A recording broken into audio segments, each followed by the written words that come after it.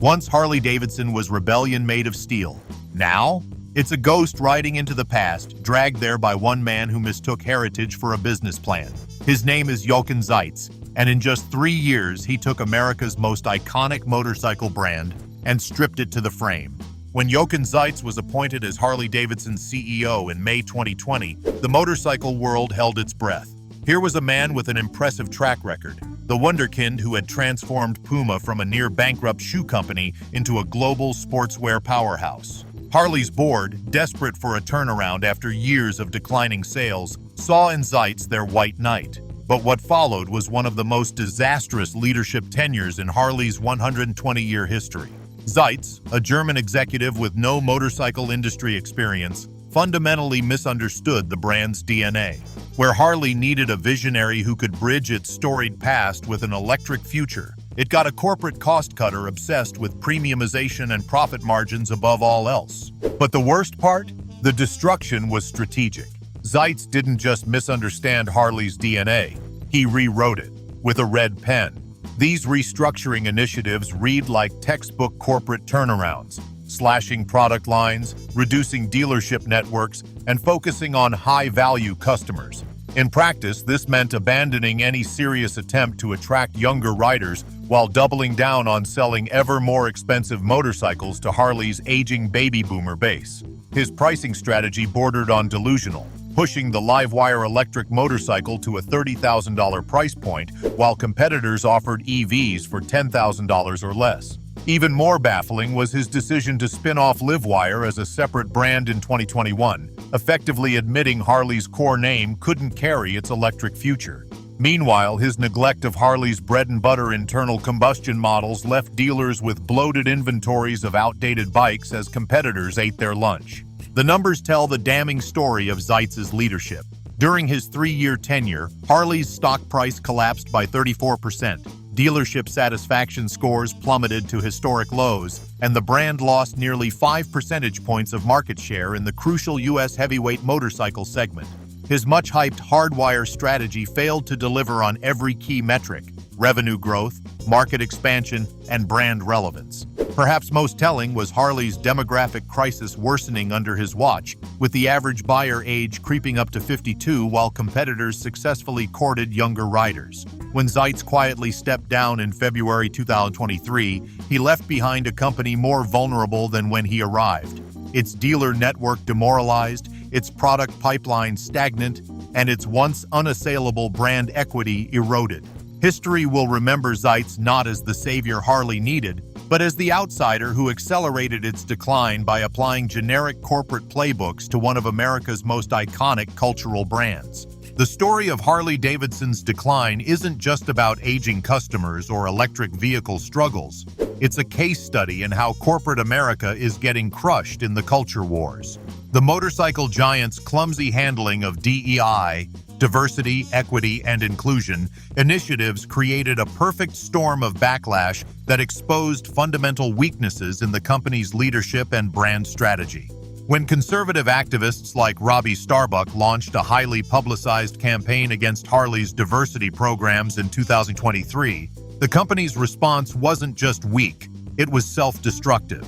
First came the panicked announcement that they had already dismantled their DEI department months earlier, followed by the abrupt cancellation of supplier diversity programs and LGBTQ+ advocacy efforts. This wasn't principled decision-making. It was corporate cowardice that managed to alienate both progressive customers and the mega crowd they were trying to appease. The ESG, environmental, social, and governance disaster runs even deeper. Under former CEO Jochen Zeitz, Harley made very public commitments to sustainability and social responsibility. Net zero emissions pledges, Pride Month campaigns, and racial equity training programs. On paper, this should have positioned Harley well for the future, appealing to younger, more socially conscious riders. But the execution was disastrous. The company failed to bring its traditional customer base along on this journey, treating ESG as a checkbox exercise rather than an authentic evolution of brand values. When the backlash came, Harley's leadership folded like a cheap suit, first overcorrecting with virtue signaling initiatives, then abandoning them completely when criticized. The result? a brand that looks both woke and weak, alienating millennials who want genuine commitment while failing to win back skeptical boomers who smell corporate hypocrisy. What we're witnessing is the complete unraveling of Harley's cultural identity, and it's entirely self-inflicted. The company's historic strength was its authentic rebel image, but recent years have revealed an organization completely disconnected from its own mythology. While competitors like Indian Motorcycle maintained a consistent brand voice through cultural shifts, Harley got caught in a paralyzing cycle of overcorrection. The DEI-ESG whiplash is symptomatic of deeper problems: a leadership team that's reactive rather than visionary, a marketing strategy driven by focus groups rather than conviction, and a complete failure to read the room in an increasingly polarized America. Even worse, these culture war battles have distracted from Harley's core business failures: lagging electric vehicle development, declining quality control, and an aging dealer network. When your corporate communications team is putting out more fires than your engineering department, you've already lost the war. The tragic irony? Harley's traditional outlaw image could have been the perfect platform for navigating these challenges, if only the company had the courage to actually stand for something. Harley-Davidson didn't just lose its way, it abandoned the very rebellion that made it legendary. In 2020, then CEO Jochen Zeitz launched the Rewire, a corporate restructuring plan meant to save the struggling brand. But instead of reigniting Harley's outlaw spirit, the initiative stripped it bare. The Rewire slashed models, cut dealerships, and prioritized profit over passion, turning America's most iconic motorcycle company into just another soulless corporation. Longtime riders watched in horror as Harley gutted its lineup, discontinuing beloved bikes like the Street 750 and Sportster to chase higher margins. The message was clear: Harley wasn't for rebels anymore, it was for shareholders. The most damning betrayal? Harley's treatment of its own community. The Rewire alienated the die-hard riders who had kept the brand alive for decades. Dealers were forced to adopt rigid new sales strategies, while grassroots events like HOG rallies became sterile, overpriced marketing exercises. Even the bikes themselves lost their edge: watered-down designs, cheaper materials, and a growing reputation for mechanical issues. Meanwhile, Harley's leadership doubled down on nostalgia, rehashing the same tired outlaw imagery while offering nothing new. The result? A brand that felt like a hollowed-out shell of its former self, chasing quarterly earnings at the expense of its soul. Worst of all, the Rewire failed on its own terms. Harley's stock continued to plummet, and its market share shrunk to historic lows. By trying to please Wall Street instead of riders, Zeitz's plan didn't just weaken Harley's identity, it accelerated its decline. Today, the company is stuck in no man's land, too corporate to inspire loyalty, too outdated to attract new buyers. The Rewire was supposed to save Harley-Davidson. Instead, it exposed the rot at the heart of the brand, a leadership team that no longer understands or even respects what made Harley special in the first place. And without that soul, there's nothing left to rewire. When Harley-Davidson launched its Hardwire turnaround plan in 2021, executives promised a bold new direction. Instead, it doubled down on the brand's fatal flaw, abandoning affordability in favor of chasing premium buyers. The strategy explicitly targeted wealthier, older customers by discontinuing entry-level models like the Street 500 and slashing production of cheaper bikes. At the time, CEO Jochen Zeitz argued this would boost profit margins, but in reality, it severed Harley's last remaining connection to younger, price-sensitive riders, while rivals like Honda and Indian kept entry points under $12,000 before dealer markups and financing traps. The message was clear: Harley no longer cared about being accessible. This shift didn't just alienate new riders, it betrayed Harley's own legacy. The brand built its empire on bikes like the Sportster, which once offered working-class Americans a taste of rebellion. But under Hardwire, even the Sportster was reinvented as a $15,000 luxury item, with retro styling that appealed to nostalgia rather than practicality. Meanwhile, Harley's financing arm pushed loans with predatory terms, locking buyers into debt just to afford the dream.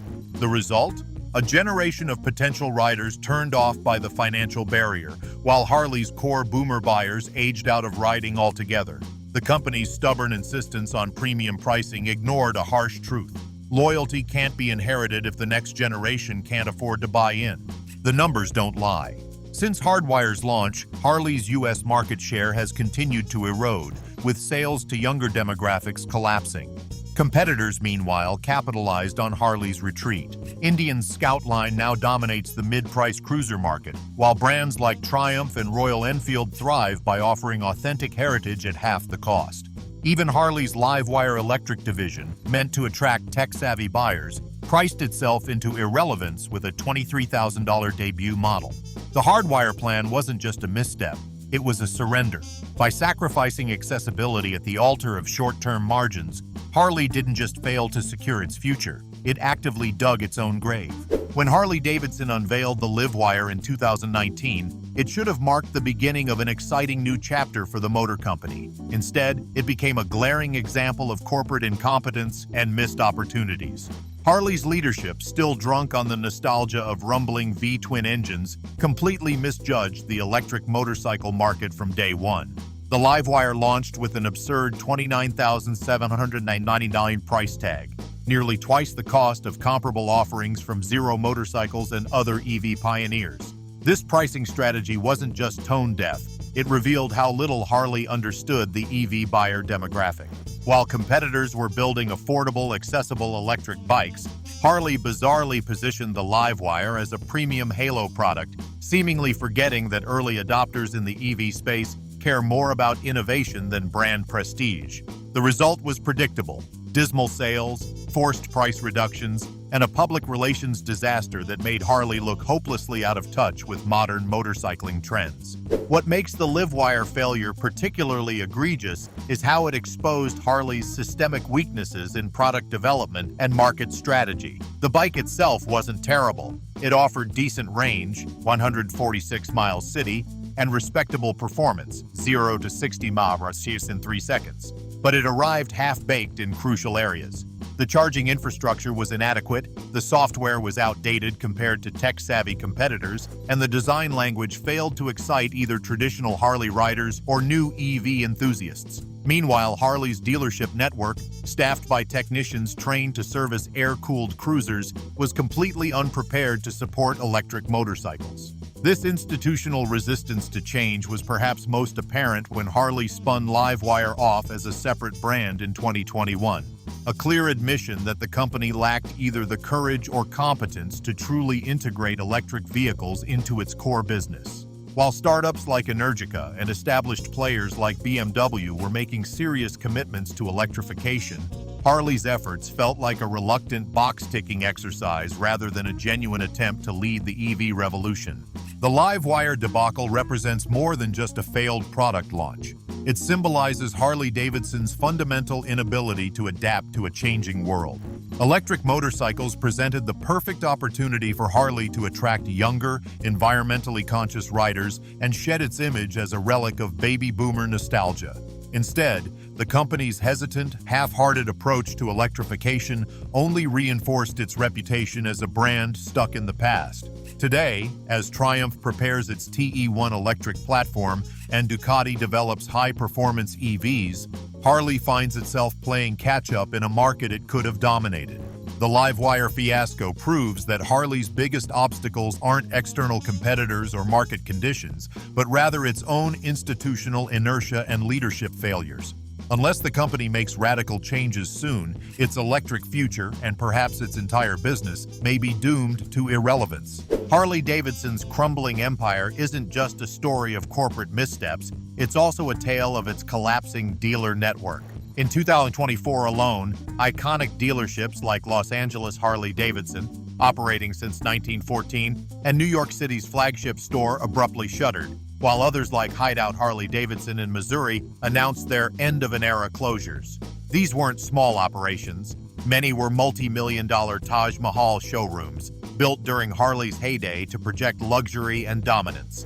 But as sales plummeted and margins evaporated, these sprawling facilities became financial albatrosses, with crippling overhead costs for heating, cooling, and maintenance.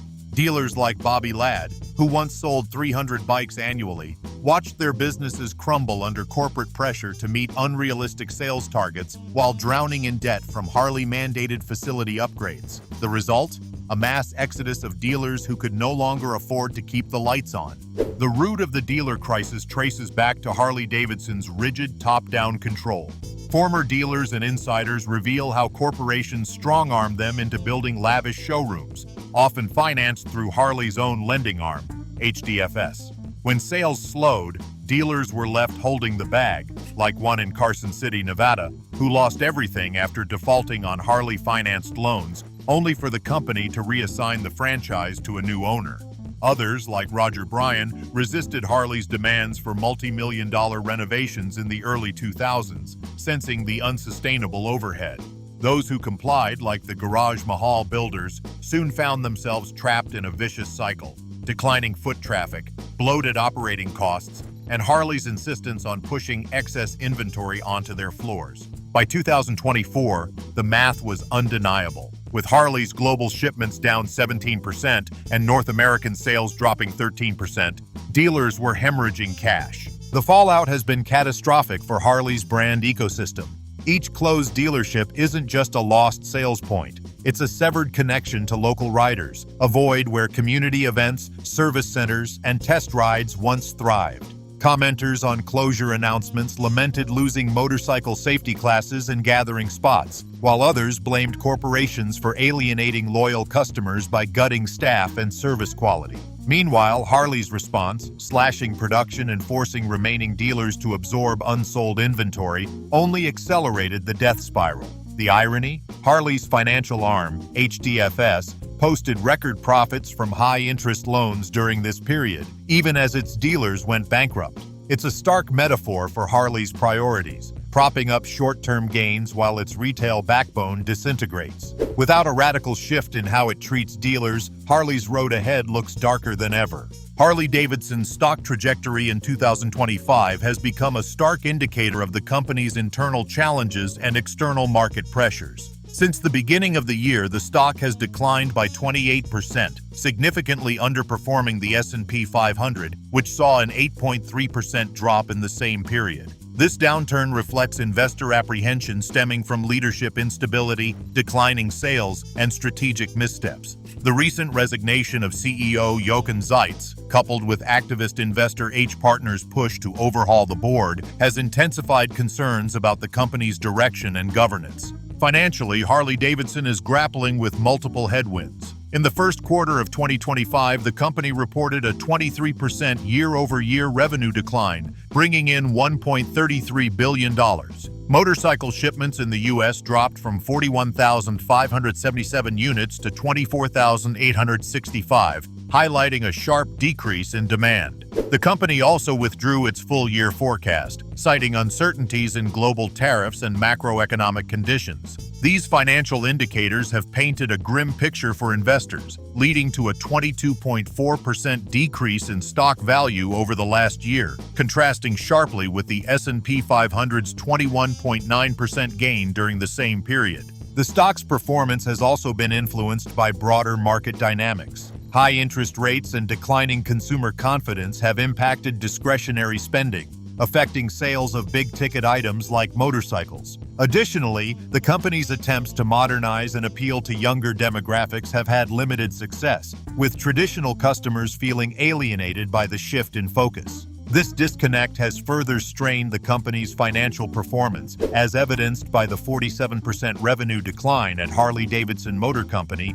in the fourth quarter of 2024. As the company navigates these challenges, the stock continues to serve as a barometer for its health, reflecting both internal decisions and external market pressures. Harley-Davidson, once emblematic of unbridled freedom and the rebellious spirit of the open road, has undergone a significant transformation over the decades. The brand that once catered to the working-class rider seeking adventure has shifted towards a luxury market, producing high-end motorcycles that are often out of reach for the average consumer. This evolution is epitomized by the 2025 Fatboy Grey Ghost, a limited edition model priced at $25,399, with only 1,990 units available. While this bike pays homage to the iconic 1989 Fatboy, Its exclusivity and price point reflect Harley-Davidson's move away from its roots towards a more affluent customer base. This strategic pivot has had profound implications for Harley-Davidson's customer demographics. In 1987, nearly half of all Harley riders were under the age of 35. By 2006, that number had dwindled to just 15%, with the median age of riders rising to 46.7 years. This aging customer base suggests that the brand's appeal to younger generations has diminished, potentially due to the high cost of entry and a product lineup that may not resonate with modern sensibilities. The shift towards luxury has also influenced Harley-Davidson's marketing and product development strategies. The company has focused on producing premium models with advanced features and higher price tags, aiming to enhance profit margins. However, this approach may have inadvertently alienated potential new riders who are seeking affordable and accessible motorcycles. While Harley-Davidson has made efforts to introduce lower-priced models such as the Nightster and Sportster, these initiatives may not be sufficient to counteract the brand's luxury image and attract a younger, more diverse customer base. In conclusion, Harley-Davidson's transformation from a symbol of freedom to a purveyor of luxury motorcycles has reshaped its identity and market position. While this strategy may yield short-term financial gains, it raises questions about the brand's long-term sustainability and its ability to connect with future generations of riders. To ensure continued relevance, Harley-Davidson may need to balance its heritage and premium offerings with initiatives that make motorcycling accessible and appealing to a broader audience. Harley-Davidson's struggle to capture the interest of younger riders stems from a combination of strategic missteps and a disconnect with evolving consumer preferences. The brand's traditional emphasis on large, heavyweight cruisers and touring bikes, often priced at a premium, has made entry into the Harley community financially challenging for younger demographics. As a result, many potential riders have turned to more affordable, versatile options offered by competitors. This shift is evident in the increasing average age of Harley buyers, which has risen from 35 in 1990 to the late 50s today. The company's decision to phase out entry-level models like the Street Series further limited accessibility for new riders, particularly those seeking manageable and cost-effective options. Marketing strategies have also played a role in alienating younger audiences. Harley-Davidson's campaigns have often relied on themes of nostalgia and rebellion, resonating with baby boomers but failing to connect with millennials and Gen Z consumers who prioritize innovation and inclusivity. Critics have pointed out that the brand's advertising efforts seem to preach to the converted, lacking the contemporary appeal needed to attract a new generation of riders. Additionally, the company's foray into electric motorcycles with the LiveWire model, while forward-thinking, was hampered by its high price point, making it less accessible to the very demographic it aimed to engage. The culmination of these factors has led to tangible consequences for Harley-Davidson. The company reported a significant decline in sales, with global motorcycle sales dropping 21% year-over-year. This downturn has prompted the closure of several dealerships across the United States, including locations in San Francisco, New York City, and Illinois, further diminishing the brand's presence and accessibility. In an era where adaptability and resonance with diverse consumer bases are crucial, Harley-Davidson's challenges underscore the importance of aligning product offerings and marketing strategies with the values and expectations of emerging generations. While Harley-Davidson remained anchored in its legacy, the global motorcycle industry surged ahead, embracing innovation and diversification. Brands like Honda, Yamaha, and BMW expanded their portfolios to include electric and hybrid models, catering to environmentally conscious consumers. In contrast, Harley's initial foray into electric motorcycles with the LiveWire faced challenges, including high pricing and limited range, which hindered its competitiveness in the burgeoning EV market.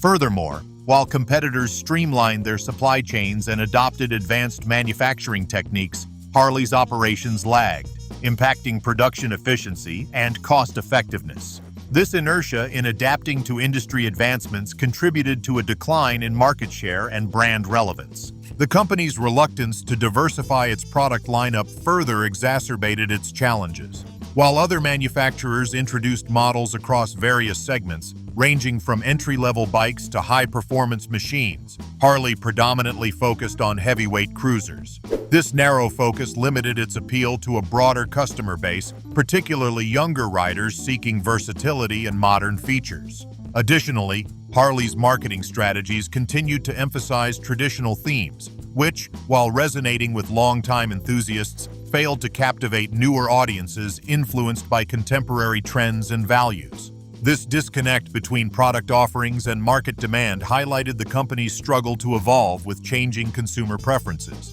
Internally, Harley faced organizational challenges that impeded its ability to respond swiftly to market dynamics. Leadership transitions and strategic misalignments created uncertainty, affecting decision-making processes and long-term planning.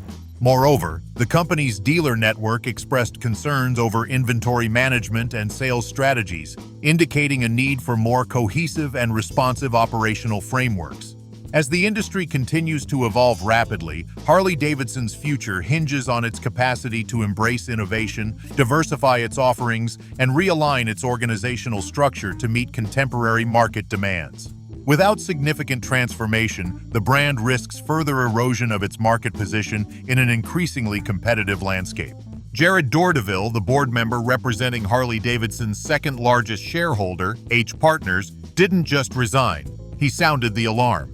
In a scathing letter to the board, Dourdeville cited grave concerns about the company's direction, blaming cultural depletion from remote work policies and the exodus of senior leadership for eroding Harley's core identity. His resignation wasn't just a protest, it was a last-ditch effort to force change after the board rejected his preferred CEO candidate, a leader he believed could salvage Harley's floundering strategy. Instead, the board doubled down on CEO Jochen Zeitz, despite plummeting sales and a widening rift with dealers and riders. Dourdeville's warning was clear. Harley was losing touch with its base, and without urgent action, the brand would continue its downward spiral. The irony? Dourdeville's concerns were backed by cold, hard data. Harley's 2024 sales crashed by 7% globally, with Q4 plunging 15%, while the LiveWire electric division became a $110 million money pit.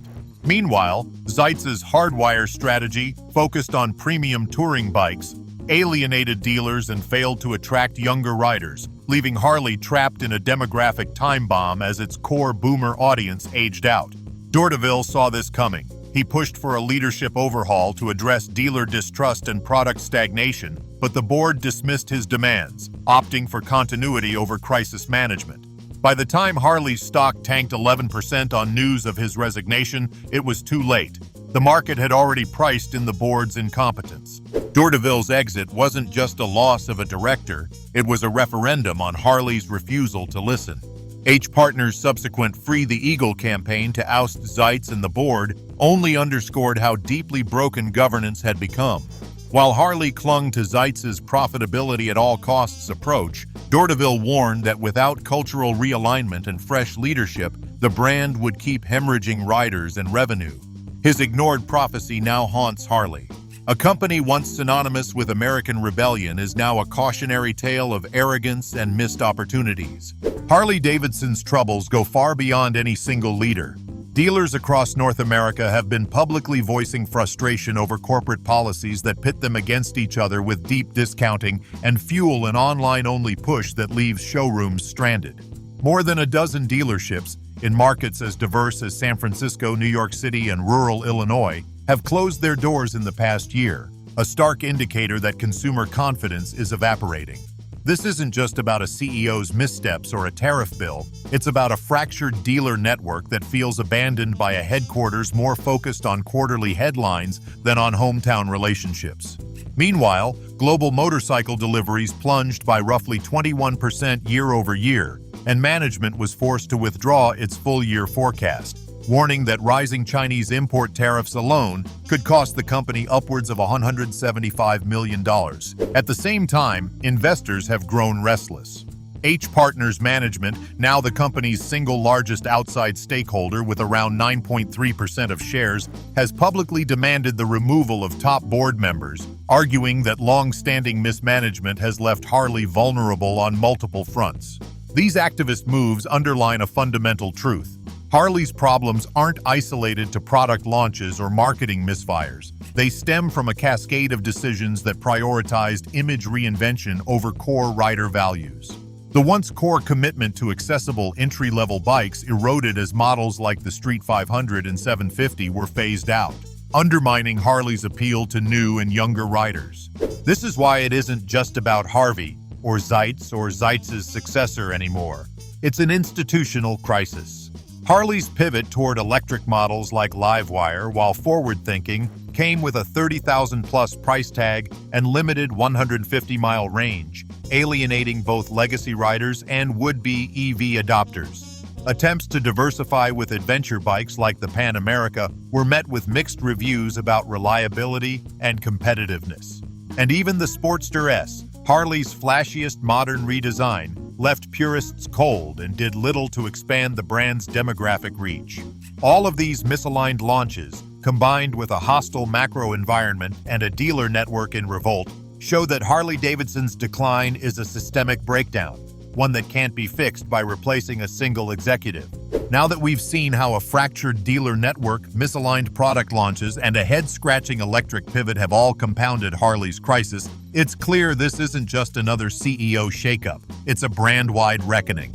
So tell us, which misstep do you think pushed Harley over the edge? Hit subscribe and ring that bell to stay ahead of every twist in the two-wheeled world. And before you ride off, click on the left through to our next deep dive on the motorcycle revivals that just might save 2025.